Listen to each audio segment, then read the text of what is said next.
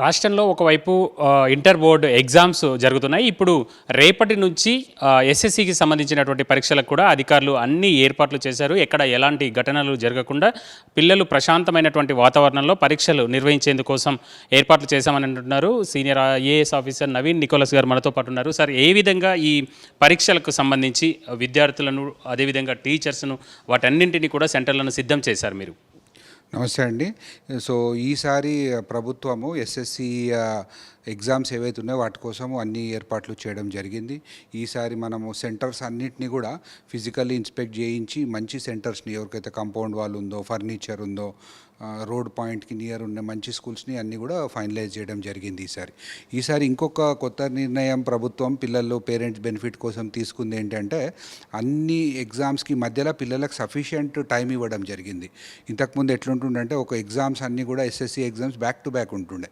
కానీ ఈసారి ప్రభుత్వము అన్ని స్టేక్ హోల్డర్స్ వచ్చిన రిక్వెస్ట్లు తీసుకొని, ఎట్లయితే ఐబీ సిలబస్, సిబిఎస్సి, ఐసిఎస్సి వాళ్ళు ఎట్లయితే ప్రతి ఎగ్జామ్ మధ్యలో పిల్లలకి అడిక్వేట్ టైం ఇస్తారో, ఈసారి కూడా మనము అదే మనకు అందరు స్టేక్ హోల్డర్స్ నుంచి వచ్చిన వినతులన్నీ తీసుకొని పరిగణించి ఈసారి మనం కూడా ప్రతి పిల్లోడికి ఎగ్జామ్ మధ్యలో అడిక్వేట్ టైం ఇచ్చినాం. సో దట్ పిల్లోడికి స్ట్రెస్ ఉండకుండా ఒక ఎగ్జామ్ రాస్తాడు, that day he can rest.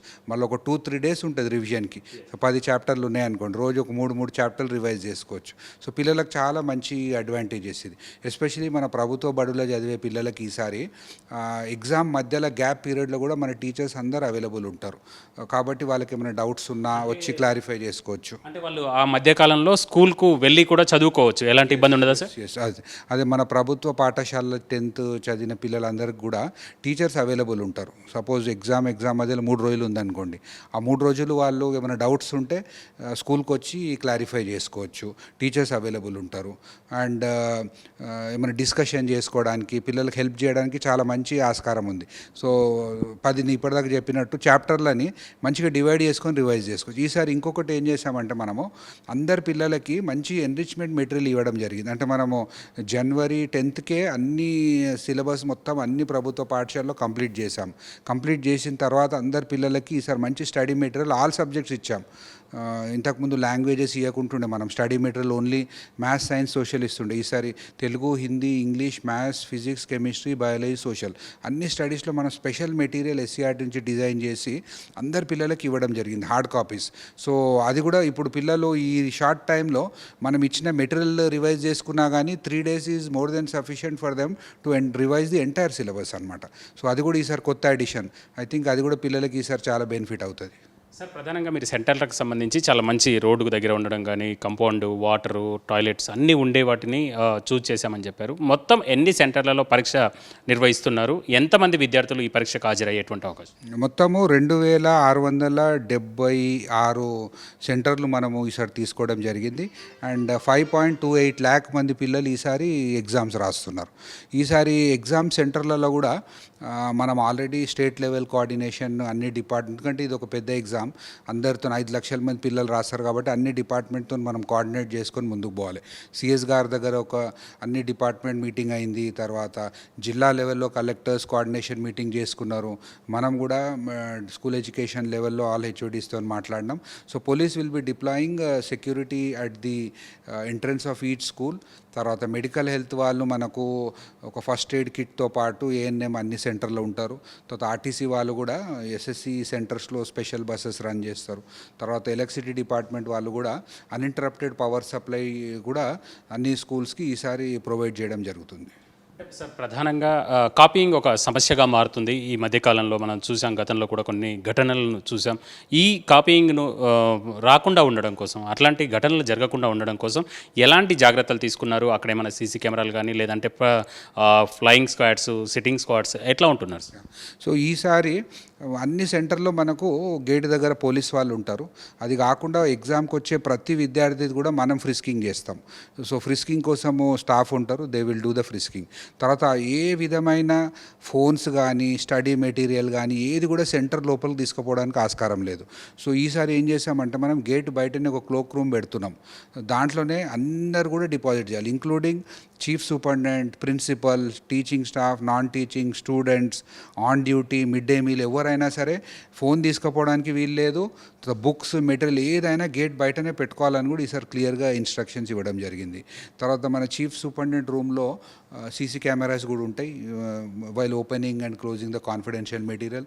తర్వాత మనం సిట్టింగ్ స్క్వాడ్ పెట్టాము, తర్వాత ఫ్లయింగ్ స్క్వాడ్ పెట్టాము, అండ్ 144 సెక్షన్ ఏదైతే ఉందో అది మనము ఆర్డర్స్ ఇష్యూ చేశాము. తర్వాత ఈ ఇన్స్టిట్యూషన్ విసినిటీలు ఉన్న సెంటర్స్లలో మన జిరాక్స్ మెషిన్స్ అన్నీ క్లోజ్ చేస్తాం. And we have taken all precautions. ఈసారి పకడ్బందీగా ప్రభుత్వం అన్ని ఏర్పాట్లు చేసింది. ఏ విధమైన ఇబ్బంది లేకుండా ఎస్ఎస్సి ఎగ్జామ్స్ కండక్ట్ చేస్తాం. సార్, ప్రధానంగా ఎండాకాలం దాదాపు నెల రోజుల పాటు ఈ పరీక్షలు ఉంటున్నాయి. అలాంటి ఇబ్బందులు రాకుండా వేసవి తాపం ఇలా ఎలాంటి చర్యలు తీసుకున్నారు ఒక అంశం. మరొకటి, పిల్లలు చాలా ప్రశాంతమైనటువంటి వాతావరణంలో ప్రెజర్ గురి కాకుండా ఉండేందుకోసం తల్లిదండ్రులకు, పిల్లలకు మీరు ఎలాంటి సూచనలు చేస్తారు? సో పిల్లలకు ఒకటి నా రిక్వెస్ట్ ఏంటంటే, పేరెంట్స్కి, పిల్లలకి మీరు టైంకి రీచ్ కావాలి సెంటర్కి. అంటే ఒక హాఫ్ అన్ అవర్ బిఫోరే రీచ్ అయితే పిల్లోడికి బాగుంటుంది. వచ్చి ఆయన రూమ్ ఎక్కడ, ఏ బ్లాక్ అవన్నీ చూసుకొని ప్రశాంతంగా రూమ్లో సెటిల్ అయితే చాలా కంఫర్టబుల్గా ఉంటుంది. ఫస్ట్, సెకండ్, మళ్ళీ ట్రాఫిక్ జామ్ ఇవన్నీ ఏమి ఉండవు. హాఫ్ అన్ అవర్ బిఫోర్ సెంటర్కి వస్తే బాగుంటుంది. ఒక 5 minutes గ్రేస్ టైం కూడా పెట్టాం, బికాజ్ ఈ SSC is not a competitive examination. కాబట్టి 5 minutes గ్రేస్ పీరియడ్ కూడా ఇవ్వడం జరిగింది.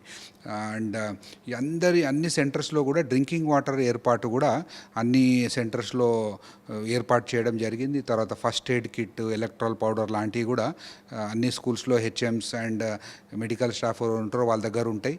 And we will take all precautions.